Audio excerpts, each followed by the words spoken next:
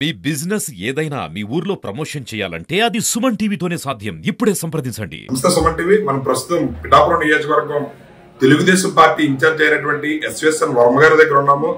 రాష్ట్ర రాజకీయాల్లో పిఠాపురం నియోజకవర్గం అనేది హాట్ టాపిక్ అనే విషయం అందరికీ తెలిసింది. అయితే గత కొద్ది రోజుల నుంచి ఎలక్షన్స్ అయినప్పటి నుంచి కూడా వర్మ గారు రాష్ట్ర రాజకీయాల్లో వర్మ గారి పేరు అనేది సంచలనంగా వినబడుతుంది.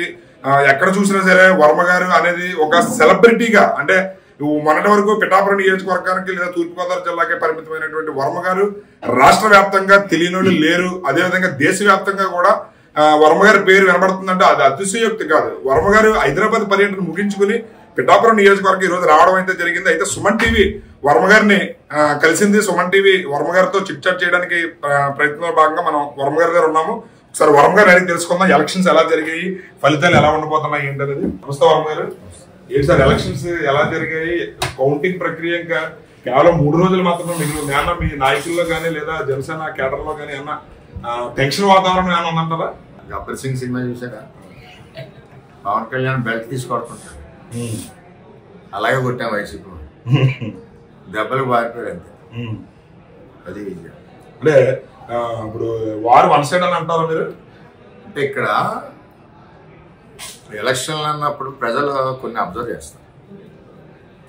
పోటీ చేసే అభ్యర్థి క్యారెక్టర్ కానీ, పోటీ చేసే అభ్యర్థి యొక్క ఆలోచన కానీ, పోటీ చేసే అభ్యర్థి రేపు ఏమి చేయగలరన్న ఒక నమ్మకం కానీ, ఆ నమ్మకాన్నితో పాటు సపోర్ట్ చేసే అభ్యర్థులు ఎటువంటి వాళ్ళని వాళ్ళ మీద కూడా ఉంటుంది. సపోర్ట్ చేసేవాళ్ళం మేము కూడా 53,000 హౌస్లు డోర్ టు డోర్ తిరిగాం. 1,70,000 మంది ఓటర్స్ని కలిసాం. అలాగే పవన్ కళ్యాణ్ గారు కూడా 90% గ్రామాలు, ఇంచుమించు 49 గ్రామాలు, 2 మున్సిపాలిటీలు అలిపెరగకుండా తిరిగారు రాష్ట్రంతో సమానంగా. ఇక్కడ రెండో అభ్యర్థి మా అక్కయ్య గీతక్కయ్య గారు ఏంటంటే 5 ఏళ్ళు కనపడలేదు పాపం. ఆవిడ పెన్షన్ల పనులు, ఆవిడ సొంతూరు కోనసీమలో ఆవిడకుండి వ్యవసాయం భూములు కానీ, ఆవిడకుండి వ్యాపారాలు కానీ అక్కడ చూసుకుంటూ ఉన్నారు. తప్పేం లేదు. ప్రజలను వదిలేశారు, ఓటేసిన ప్రజలను వదిలేశారు. 2014 నుంచి 19 వరకు కూడా ప్రజలు కనపడలేదు. అంటే మొత్తం 10 సంవత్సరాలు. గెలిచాక వచ్చిన కరోనా ఏదైతే ఉందో మహమ్మారిని, ఆ సమయంలో టోటల్గా వదిలేశారు. అంటే ఆవిడ ప్రాణం ఆవిడకి ముఖ్యం. ఓటేసిన ప్రజలు ఎలా పోతే వాడికి పని ఏంటి, ఆవిడ ఎక్కడో కొత్తపేటలో ఉంటుంది. ఆవిడ సొంతూరు కానీ వాళ్ళ గ్రామాలు కానీ చక్కగా చూసుకుంది ఆవిడ. అది తేడా మన పిఠాపురం ప్రజలకు ఇంకా తెలియదు. మేము మట్టికి అందుబాటులో ఉన్నాం. పార్టీ అంతా పనిచేస్తుంది, నాయకులు అంతా పనిచేస్తుంది. అయితే ఇటు వైసీపీ కేడర్ కానీ నాయకులు కానీ మేమే గెలుస్తున్నాం, 5,000 మెజారిటీ పైనే మాకు వస్తుందని చెప్పి అంటున్నారు. అదేవిధంగా స్టిక్కర్ల వారు కూడా నడుస్తుంది. మీరు హైదరాబాద్ లో ఉండగా పిఠాపురంలో స్టిక్కర్ వారు మొదలైంది. ఇటు పిఠాపురం ఎమ్మెల్యే గారి తాలూకాని జనసేన నాయకులు, తెలుగుదేశం వాళ్ళు, అదేవిధంగా అటు డిప్యూటీ సీఎం గారి తాలూకాని వైసీపీ వాళ్ళు ఇక్కడ పిఠాపురంలో స్టిక్కర్ వారు నడిచింది. దీనిపై మీరు ఏ విధంగా స్పందిస్తారు? సీఎంఏ దిక్కులేదంటే ఇంకా డిప్యూటీ సీఎం ఏంటంటే అర్థం అవుతుంది. ఏదో అక్కయ్యను మభ్య పెట్టాడు జగన్మోహన్ రెడ్డి గారు. డిప్యూటీ సీఎం ప్రకటన చేశారు. ఆడు ఒకవైపు దొంగడి పెడుతుంటే మనోడు పక్క నవ్వుతూ ఇలాగా బొమ్మను తిప్పినట్టు చుట్టూ తిప్పడం ఏంటంటే అర్థం అవ్వదు. 2 రకాలు ఇలా తిప్పడం కరెక్టా? ఇవన్నీ కూడా ఉత్తుత్తి డ్రామాలు, ఏడుపులు డ్రామాలు, డిప్యూటీ సీఎంల డ్రామాలు, అన్ని డ్రామాలు. ఆవిడ ఈ నియోజకవర్గంలో అందుబాటులో లేదు. దానికి ఉదాహరణ ఇరవాళ్ళలో తిరగబడి కొట్టబోయారు, ఇంకో ఊళ్ళో తిరగబడ్డారు, గొల్లప్రోల్లో తిరగబడ్డారు, తాడిపత్రిలో తిరగబడ్డారు, చేబ్రోల్లో తిరగబడ్డారు. ప్రజల్లో అసహనం వచ్చింది. నీకు ఓటేస్తే కనపడం అన్నది వచ్చింది. ఏం చేసింది ఆవిడ పిఠాపురాన్ని? నేను అడుగుతున్నాను కదా. ఒక గ్రామం నేను కరోనా సమయంలో వెళ్ళేదని ఒక గ్రామంలో చెప్పిస్తే మేము పోటీలోంచి వెళ్ళిపోతా ఉన్నాం. చెప్పించలేకపోయింది. అంతేగాని అసలు గెలిచి సమస్య లేదు. పవన్ కళ్యాణ్ గారు రాష్ట్రంలోనే భారీ మెజార్టీతో గెలుస్తారు కూటమి అభ్యర్థిగా. మేమందరం కసిగా పనిచేస్తాం. జనసేన కసిగా పనిచేస్తుంది, బీజేపీ కసిగా పనిచేస్తుంది. కూటమి అంటే ఇదిరా కుటుంబం అన్నట్టు పనిచేస్తాం. అయితే వర్మ గారు అనుభవం పార్టీకి, అంటే మీరు పార్టీలో గత 5 ఏళ్ల నుంచి కూడా కేడర్ ఎవరిని వదలకుండా నియోజకవర్గంలో అన్నిళ్ళు కూడా మొత్తం గత అన్నిళ్ళు కూడా టచ్ చేయడం అయితే జరిగింది. మీ అనుభవం, మీ యొక్క ఇది పవన్ కళ్యాణ్ గారికి మెజారిటీ రాష్ట్రంలో లేని విధంగా వస్తుందని చెప్పి అయితే ప్రతి ఒక్కరు చర్చించుకుంటారు. దీనిపై మీరు ఏ విధంగా స్పందిస్తారు? 100కి 1000% స్పందన మా కంటితో కనపడిపోద్ది. 20 ఏళ్ళ అనుభవం, కరెక్ట్గా 20 సంవత్సరాల్లో పిఠాపురం నియోజకవర్గం వదిలి వెళ్ళింది మొన్న 7 రోజులు. 7 రోజులు కూడా ఏ రోజు 2 రోజులు మించి నేను పిఠాపురం నియోజకవర్గంలో వదలలేదు నియోజకవర్గాన్ని. మొట్టమొదటిసారి 7 రోజులు. ఇక్కడ క్లారిటీగా అర్థమైపోతుంది. ఇంకా దీని గురించి క్వశ్చన్ ఏముంది? ఆయన భారీ మెజార్టీతో రాష్ట్రంలో ప్రథమ స్థానంలో ఉంటారు. అయితే ఇప్పుడు వర్మ గారు, పిఠాపురం పవన్ కళ్యాణ్ గారు టికెట్ అనౌన్స్ చేసిన తర్వాత మీరు తెలుగుదేశం అభ్యర్థిగా టికెట్ మీకే రావాలి, అయితే పొత్తులో భాగంగా అది పవన్ కళ్యాణ్ గారు రావడం అయితే జరిగింది. అయితే పవన్ కళ్యాణ్ గారితో మీ జర్నీ అంటే మీ ఇంటికి ఫస్ట్ టైం మీ ఇంటికి వచ్చినప్పుడు పవన్ కళ్యాణ్ గారు పిఠాపురం నామినేషన్ అనౌన్స్మెంట్ జరిగిన తర్వాత మీ ఇంటికి వచ్చినప్పుడు మీ తల్లి గారు కానీ లేదా మీ ఇంట్లో వాళ్ళ స్పందన కానీ మీకు కానీ ఆ టైంలో మీకు ఏ విధంగా అనిపించింది సార్? అంటే కొంతమంది చాలా మంది నాయకులు ఉంటారు, కొత్తైంది కదా ఆడే వస్తాడులేనో ఆలోచన చేస్తారు. పవన్ కళ్యాణ్ గారు అనే వ్యక్తికి ఆయనకి ఒక సంస్కారం, ఒక సంప్రదాయం, ఒక పద్ధతి, ఒక గౌరవం ఉన్న వ్యక్తి. ఆయన దగ్గర చూసి నేను ఈ తిరిగిన షార్ట్ పీరియడ్లో చాలా నేర్చుకున్నాను. నేను ఆల్రెడీ అవలంబిస్తున్నాను. పద్ధతి ఉన్న వ్యక్తి. ఆయన గౌరవంగా మా ఇంటికి రావాల్సిన ఆ స్థాయిలో రావాల్సిన పని లేదు, రాకపోయినా మేము పనిచేయాల్సిన అవసరం కూడా ఉంది. చంద్రబాబు నాయుడు గారు ఆదేశాలు అటువంటిది, మా పార్టీ నిర్ణయం. ఆయన వచ్చినందుకు ఆ గౌరవానికి ఇంకా కసిగా పనిచేసాం. మా కుటుంబం అంతా కలిసి పనిచేసాం. మాదే ఎలక్షన్ అన్నట్టు పనిచేసాం. పవన్ కళ్యాణ్ గారితో మీరు గత ఇంటర్వ్యూలో ప్రేమలో పడ్డాను అని పడుతున్నారు. అంటే ఆ ప్రేమలో పడ్డానికి ప్రధాన కారణం ఏంటంటే ఒకసారి మా సుమన్ టీవీ ప్రేక్షకులకు తెలియజేస్తారా? అంటే ఇక్కడ ఒక మనిషిని గౌరవించడం, ఆయన దగ్గర ఉన్న సంప్రదాయమైన పద్ధతులు, ఇవన్నీ చూసి నేను పడిన మాట వాస్తవం. ఆ విధానం నేను కూడా నేర్చుకుంటున్నాను. ఆ స్థాయిలో మనిషి ఆ విధంగా ప్రవర్తించవలసిన అవసరం లేదు. జనరల్గా కొంతమంది చాలా రఫ్గా ఉంటారు, ఇది చేయలే ఆడి చేయడు. కానీ అతను చిన్న వ్యక్తి అయినా పెద్ద వ్యక్తి అయినా ఒక గౌరవం, సంప్రదాయం, ఒక పద్ధతి, ఒక మాట తీరు, ఒక అభిమానం, అలాగే ఎదటి వ్యక్తిలో ఉన్న నిజాయితీని గుర్తించడం, ఇవన్నీ నాకు నచ్చినాయి కాబట్టి నేను లవ్లో పడ్డాను చెప్పాను. అంతే. లవ్ అంటే ఆలోభయం కాదు. లవ్ అంటే మనిషి ఆయన ఎలాగైతే నడిచిన పద్ధతి నాకు నచ్చిందో ఆ పద్ధతిలో నాకు అభిమానం పెరిగింది.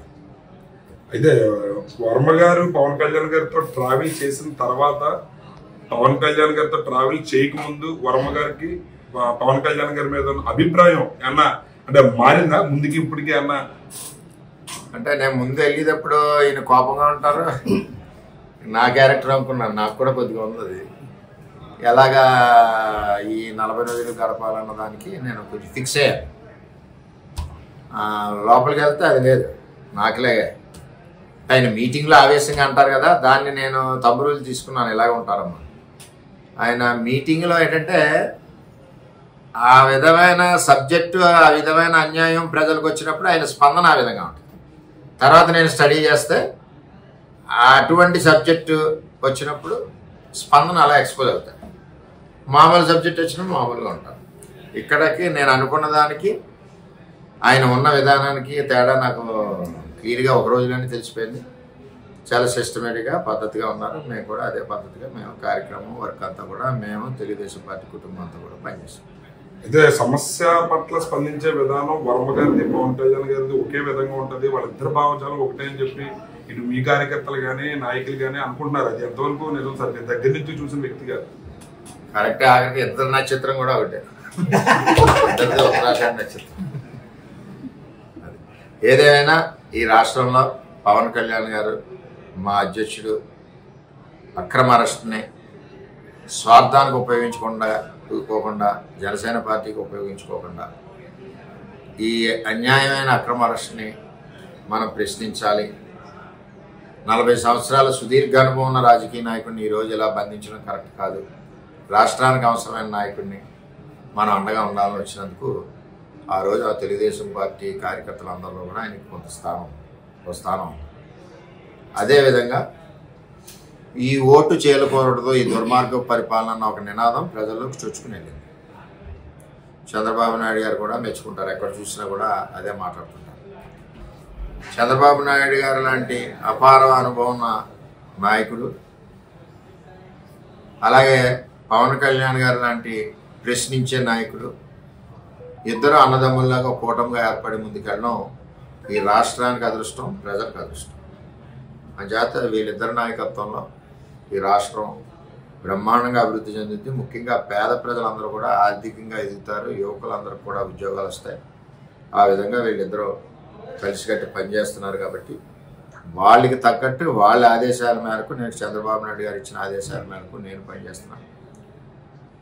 అంటే నాకు కూడా బాధ్యత ఉంది. సీట్ లేకపోయినా అతను జనసేన పార్టీ అధ్యక్షులు కాబట్టి ఆయన ఎక్కడ పెడితే అక్కడ ఇవ్వాలి కాబట్టి చంద్రబాబు నాయుడు గారికి మాకు మా కుటుంబంలో కొంచెం డిస్టర్బెన్స్ ఏం కాదు. మాట మేము మాట్లాడుకున్నాం తప్పితే అది పవన్ కళ్యాణ్ గారికి సంబంధం లేదు. ఆయన అడగడం కరెక్ట్, మేము ఇవ్వడం కరెక్ట్, ఇచ్చాక గెలిపించడం కూడా మా బాధ్యత కాబట్టి మా బాధ్యత ప్రకారం అదేవిధంగా పవన్ కళ్యాణ్ గారికి కూడా నేను మాట ఇచ్చాను. మాట నిలబెట్టుకునే మనిషి వర్మ. చంద్రబాబు పవన్ కళ్యాణ్ ఇద్దరు మాట నిలబెడతాం. అత్యధిక మెజార్టీతో ఈ రాష్ట్రంలో ప్రథమ స్థానంలో పవన్ కళ్యాణ్ గారు ఉంటారని చెప్పి మీ అందరికీ తెలియజేస్తాం. ఉంటున్నారంతే.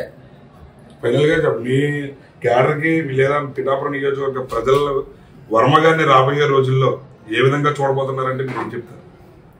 ఇలాగే చూస్తారు. ఏ విధంగా ఎలా ఉంటుంది, ఎప్పుడు ఎలా ఉన్నాడు వర్మ అలాగే ఉంటాడు. అంటే వర్మ గారు ఎమ్మెల్సీగా మొదట ఇచ్చే ఎమ్మెల్సీలో వర్మ గారికి ఎమ్మెల్సీ ఇస్తాము. అదే విధంగా మంత్రివర్గంలో కూడా క్షత్రియ సామాజిక వర్గానికి మేము న్యాయం చేయాలనే ఆలోచన మాకు ఎప్పటి నుంచో ఉంది. సో వర్మ గారికి కూడా మేము మంత్రివర్గంలో చోటు కల్పించే అవకాశం నేను ఆలోచిస్తానని చెప్పి చంద్రబాబు నాయుడు గారు పత్రికా ముఖంగానే అది ప్రకటించారు. దానిపై మీ కేడర్ గారు అందరూ కూడా మా వర్మ గారి ఫ్యూచర్ లో ఎమ్మెల్సీ మినిస్టర్ కూడా అయ్యే అవకాశాలు ఉన్నాయని అందరూ సంబరపడుతున్నారు. దానిపై మీరు ఏ విధంగా చెప్తారు? అన్నింటికంటే ముందు ప్రజలు చెప్పేది ఏంటంటే నేను 20 ఏళ్ళ నుంచి ప్రజలతో ఉన్నాను. ఇదే అనుబంధం. నేను చనిపోయే వరకు ప్రజలకు సర్వీస్ చేస్తూనే ఉంటాను. రెండో విషయం అంటారా, ఇప్పుడు నాకు 2 అధ్యక్షులు, అందరికీ ఒకడే ఉంటాడు. జనసేనకు ఒకడే ఉంటాడు, తెలుగుదేశానికి ఒకడే ఉంటాడు. పెద్ద అయినా నాకు రాష్ట్ర పార్టీ అధ్యక్షుడు చంద్రబాబు నాయుడు గారు. ఆయన దగ్గర పనిచేయడమే నా అదృష్టం. రెండో అయినా పిఠాపురంలో మాకు అధ్యక్షుడు. వీళ్ళిద్దరూ వర్మను ఎక్కడ పని చేయితే బాగుంటుంది, ఎక్కడ ఉంచితే బాగుంటుంది అన్నది వాళ్ళిద్దరు నిర్ణయం. నాకు నేను స్వార్థంగా అయ్యి కూడా నేను కోరను. నేను చంద్రబాబు నాయుడు గారిని కోరింది పురుషోత్తపట్నం ఒకటి, ఏలి రాజనీకరణ ఒకటి, 2 కోరాను. ఆయన కూడా వర్మ గారు ఏం చెప్పారు అన్నీ చేస్తూ ఉన్నాను. మిగిలిన విషయాలు నా విషయం వచ్చాక వాళ్ళిద్దరే వర్మని ఎక్కడ వాడుకుంటే ప్రజలకు ఉపయోగపడతాడు, పార్టీకి ఉపయోగపడతాడు అన్నది వాళ్ళిద్దరు ఆలోచన, నిర్ణయమే. నా ఆమోదం అని చెప్పి తెలియజేస్తాను. ఫైనల్ గా ఒకే ఒక మాట, 4వ తారీఖున ఫలితాలు ఏ విధంగా ఉండబోతున్నాయి అంటే క్లియర్ గా ఏం చెప్తారు? ఇప్పుడు వైజాగ్ లో జగన్మోహన్ రెడ్డి గారు మనకు పడలేదు, ఆయన పడకం. ఫైనల్ గా చెప్పండి, జూన్ 4వ తారీఖున ఫలితాలు ఏ విధంగా ఉండబోతున్నాయి అనుకుంటున్నారు మీరు? జూన్ 4వ తారీఖున ఆత్మహత్యలకి ఒక ప్రదేశం జగన్మోహన్ రెడ్డి గారు ఎన్నుకున్నారు. అదే విశాఖపట్నం. అది కూడా ఎక్కడంటే ఋషికొండ మీద. ఋషికొండలో ప్రమాద స్వీకారం ఎందుకు పెడతాడంటే, ఇంకా నేను ఓడిపోతాడు ఆల్రెడీ, డౌట్ లేదు. 140 సీట్లు తెలుగుదేశం పార్టీకి వస్తాయి. చేత ఈ ఇద్దరు నాయకుల యొక్క అభివృద్ధిని కంటితో చూడలేను. జగన్మోహన్ రెడ్డి గారు, పవన్ కళ్యాణ్ గారు, చంద్రబాబు నాయుడు గారు చేసే అభివృద్ధిని కంటితో చూడలేను. పేదలకు ఇచ్చి సంక్షేమాన్ని చూడలేను. ప్రజలు ఇచ్చిన మెజార్టీని చూసి నాకు కడుపు తరుక్కుపోతూ ఉంది. చేత నేను ఇక్కడి నుంచి దూకి సముద్రంలో దూకుతానని చెప్పి వైజాగ్ని ఎన్నుకున్నారని. అది అక్కడ ప్రమాణ స్వీకారం కాదు, అక్కడ అసూయతో మా గెలుపును చూడలేక అక్కడి నుంచి సముద్రంలో స్విమ్మింగ్కి దూకుతాను. అది సమయం. చూసారు కదా వర్మ గారి స్పందన. రాబోయే 4వ తారీఖు ఫలితాల్లో ఖచ్చితంగా వైఎస్ఆర్సీపీ తరపు నుంచి ఆత్మహత్యలే ఉంటాయి. ఖచ్చితంగా 140 స్థానాలకు పైగా కూటమి అభ్యర్థులు గెలవబోతున్నారు. చంద్రబాబు నాయుడు గారు ఖచ్చితంగా రాష్ట్రాన్ని అభివృద్ధి పదంలో నడిపిస్తారు. అదేవిధంగా నేను పిఠాపురం నియోజకవర్గ ప్రజలకి ఎప్పుడూ అందుబాటులోనే ఉన్నాను. గత 20 సంవత్సరాల నుంచి కూడా పిఠాపురం ప్రజలకు సేవ చేసుకుంటూనే ఉన్నాను. పార్టీ నన్ను ఏ స్థాయిలో ఉంచాలనుకుంటా నాకున్న 2 అధ్యక్షులు, ఇటు చంద్రబాబు నాయుడు గారు కానీ అటు పవన్ కళ్యాణ్ గారు కానీ, నా 2 అధ్యక్షులు కూడా నా పాత్ర ఏ విధంగా ఉండాలని వాళ్ళు అనుకుంటున్నారో వాళ్ళు అప్పచెప్పిన బాధ్యతను నేను నిర్వర్తించడానికి, ప్రజలకు సేవ చేయడానికి నేను ఎప్పుడూ పనిచేస్తానని చెప్పి మనకి సుమన్ టీవీతో అయితే పంచుకోవడం జరిగింది. పవన్ కళ్యాణ్ గారి గెలుపునైతే ఎవరో ఆపలేరు. అత్యధిక మెజారిటీతో పిఠాపురంలో పవన్ కళ్యాణ్ గారు గెలవబోతున్నారని చెప్పి వర్మ గారు స్పందించారు. కెమెరామెన్ వెంకటేష్తో శ్రీనివాస్, సుమన్ టీవీ.